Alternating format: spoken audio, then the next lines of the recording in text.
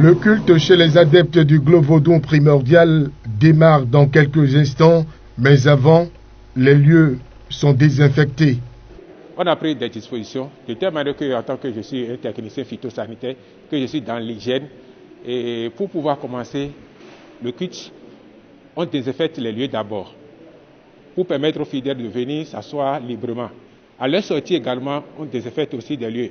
Table, banc, tout ce qui est mobilier, tout ce qui peut toutefois toucher pour ne pas être contaminé par ce virus-là. Avant de commencer le culte d'abord, 1 heure d'avance ou 2 heures d'avance, on désinfecte les lieux d'abord.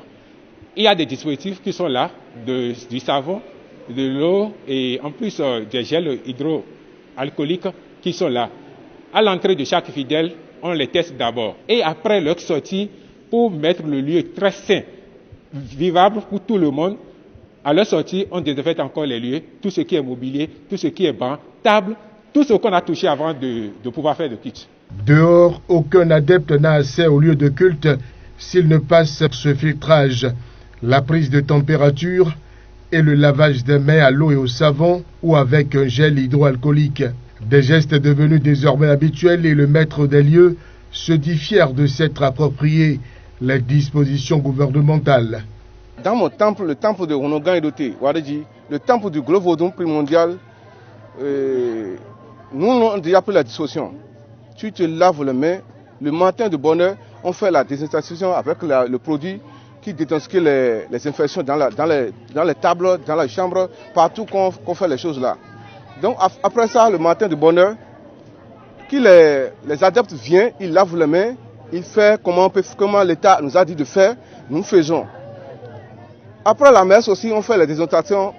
Notre chef sanitaire, il est ici. Après la messe, on fait la désinfection dans la chambre pour que rien ne peut pas rester dans la chambre. Donc, après tout ça là, on prend les dispositions de 1 mètre, 1 mètre. Avant, notre banc tient au moins 5 personnes à 4 personnes. Aujourd'hui, notre table tenait 2 personnes. 2 personnes, ça fait au moins 2,50 m. Et nous prenons 2 personnes là-dessus pour éviter pour respecter ce que l'État a dit. Donc, c'est ça que nous avons pris comme notre disposition dans notre temple du Glos-Vaudon primordial. Sont systématiquement mis à l'écart ceux qui choisissent délibérément de ne pas se conformer aux dispositions. Les adeptes qui viennent dans mon temple, dans le temple du Glos-Vaudon primordial, et ils ne lavent pas les mains, ils ne portent pas les cache-nez, ils ne rentrent pas. Tu te retournes, tu vas chez toi à la maison. Et je te disais qu'en allant à la maison, acheter les caches pour porter. Si tu ne portes pas, les policiers vont t'arrêter. Moi ici, les policiers sont venus ici pour me contrôler aujourd'hui. Vous avez vu, les policiers sont venus ici pour me contrôler, pour voir qu'ils m'ont fait leur surprise, mais il m'a vu que je dois respecter la loi de la nature, la loi de notre gouvernement. Donc ça ne me gêne pas. Je dis chaque adepte d'aller chez lui. Sans casque, on ne rentre pas chez moi.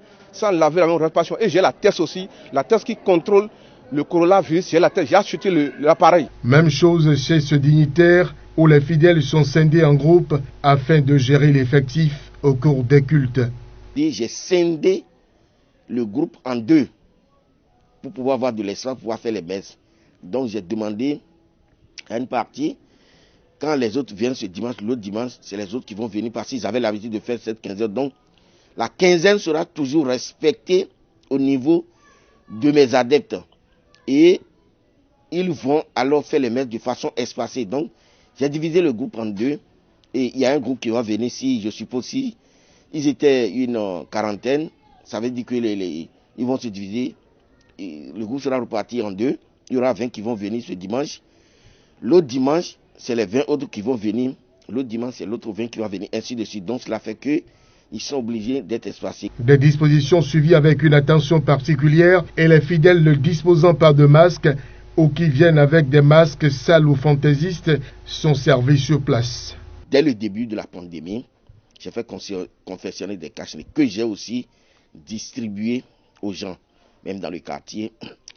Et il y en a ici pour les adeptes qui viennent, qui n'ont pas de cache-nez, je leur donne ça, mais ils savent aujourd'hui qu'il y a contrôle, donc ils font l'effort alors de venir avec les cache-nez. Ceux qui ont même des cache-nez, qui se permettent de prendre des tissus de cache-nez très sales, je leur demande à ce qu'on leur arrache ça, qu'on jette ça, et je leur propose d'autres cache-nez.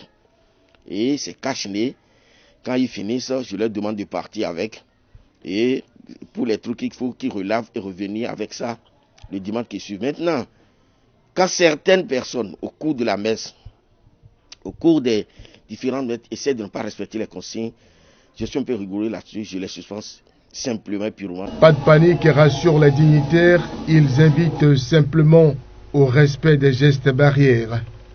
Et vous savez, il y a beaucoup de choses qui circulent, beaucoup d'informations, juste ou pas qui circulent sur les réseaux sociaux. Je vais demander aux gens de prendre le calme, on donne des chiffres aujourd'hui.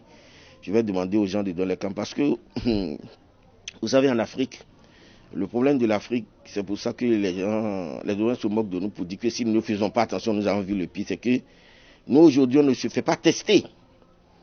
Donc même aujourd'hui, quand on donne un chiffre là, c'est parce que il y a je vais dire, une petite partie, un micro-partie qui se fait tester, et c'est pour ça on nous déclasse là. Si la population se faisait tester plus, je crois que les cas allaient être plus nombreux que ça. Mais aujourd'hui, je vais demander aux gens de s'auto-éduquer et s'adapter à cette situation de Covid-19 qui existe. Tout le monde, respectez ce que l'État nous a dit. Prenez les dispositions comme ce que l'État a dit. Regardez les télés qui montrent comment les gens faisaient. Quand vous ne connaissez pas, regardez les télés. Les décisions, l'État a pris pour les assemblées, partout, les grandes réunions, respectez ce que l'État nous a dit. Vous allez voir la paix. Parce que la maladie est quelque chose qui détruit l'homme.